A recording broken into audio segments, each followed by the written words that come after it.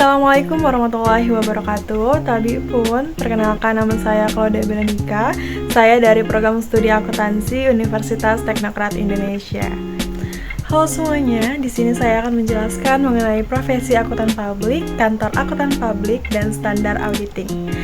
Apa sih sebenarnya akuntan publik itu? Jadi akuntan publik merupakan seseorang yang telah memperoleh izin dari Menteri Keuangan untuk memberikan jasa.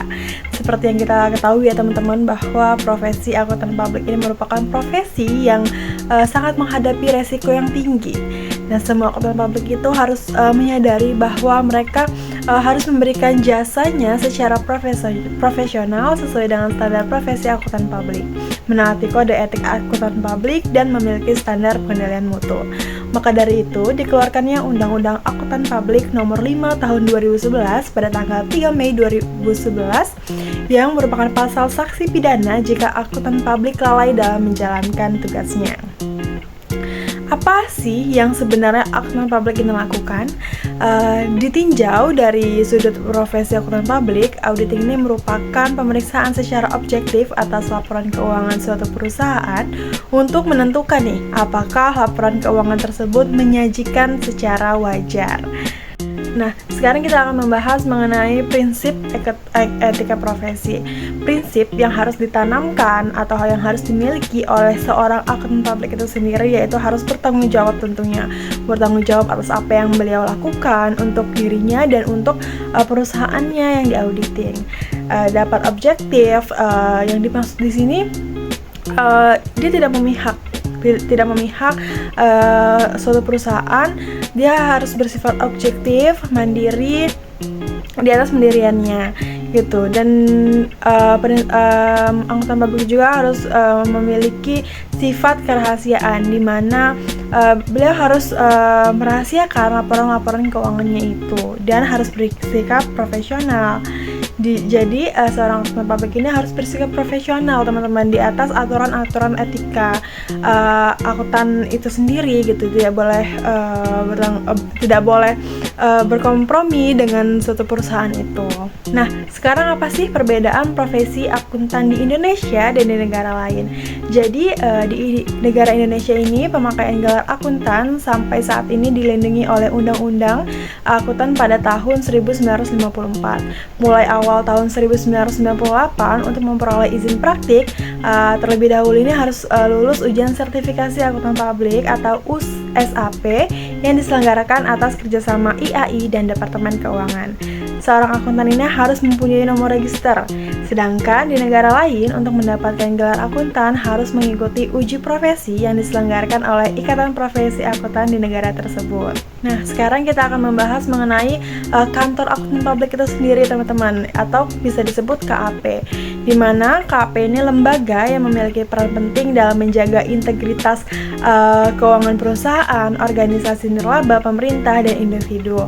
KAP sendiri bukan hanya sekedar penyedia layanan akuntansi, auditing, konsultasi, dan pajak, tetapi juga menjadi partner kepercayaan publik terhadap informasi keuangan. Terlebih lagi dalam era di mana transparansi dan akuntabilitas ini sangat ditekankan.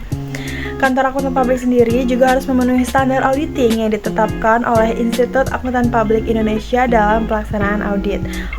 Oleh karena itu, kantor akuntan publik harus memuat kebijakan dan prosedur pengendalian mutu untuk memberikan keyakinan memadai tentang kesesuaian penugasan audit dengan standar auditing yang ditetapkan Institut Akuntansi Publik Indonesia.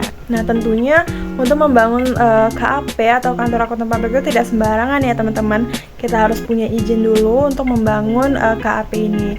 Jadi izin usaha KAP diberikan oleh Menteri Keuangan dengan syarat yang pertama, kantor itu harus mempunyai tempat untuk menjalankan usaha yang berdomisili di wilayah NKRI. Yang kedua, kantor harus memiliki NPWP, badan atau individu, KAP yang berbentuk usaha persekutuan perdata, firma atau bentuk usaha lain yang sesuai dengan karakteristik profesi akuntan publik atau NPWP pribadi. Nah, yang ketiga yaitu mempunyai paling sedikit 2 orang tenaga kerja profesional pemeriksaan di bidang akuntansi. Yang keempat, memiliki rancangan sistem pengendalian mutu. Yang kelima, membuat surat pernyataan dengan bermaterai cukup bagi untuk usaha perseorangan. Yang keenam, memiliki akta pendirian yang dibuat oleh dan dihadapkan notaris bagi bentuk usaha persekutuan, perdata, dan firma. Nah, teman-teman, tadi kita sudah membahas mengenai profesi akuntan publik itu sendiri.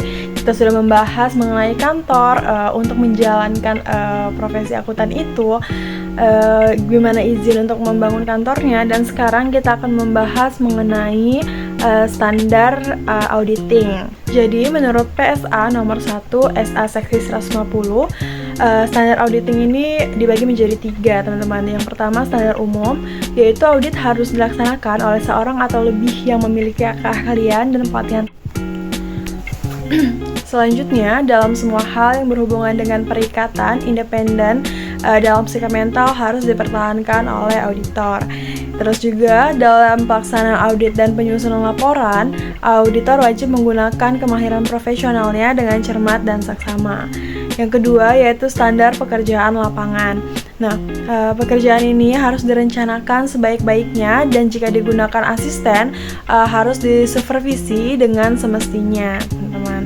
Memadai atas pengendalian internal harus diperoleh untuk merencanakan audit dan menentukan sifat, saat, dan lingkup penguji yang akan dilakukan.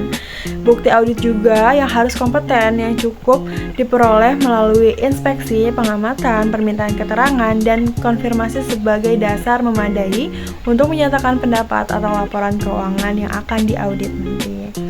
Yang ketiga yaitu ada standar pelaporannya. Yang pertama, laporan audit itu harus menyatakan apakah laporan keuangannya telah disusun sesuai dengan prinsip akuntansi yang berlaku umum di Indonesia. Laporan audit juga harus menunjukkan atau menyatakan jika ada ketidakkonsistenan penerapan prinsip akuntansi dalam penyusunan laporan keuangan periode berjalan dibandingkan dengan penerapan prinsip akuntansi tersebut dalam periode sebelumnya. Dan yang terakhir ini ada pengungkapan informasi dalam laporan keuangan itu harus dipandang memadai, kecuali dinyatakan lain dalam laporan auditor. Semoga kalian mengerti dengan apa yang saya sampaikan ya. See you!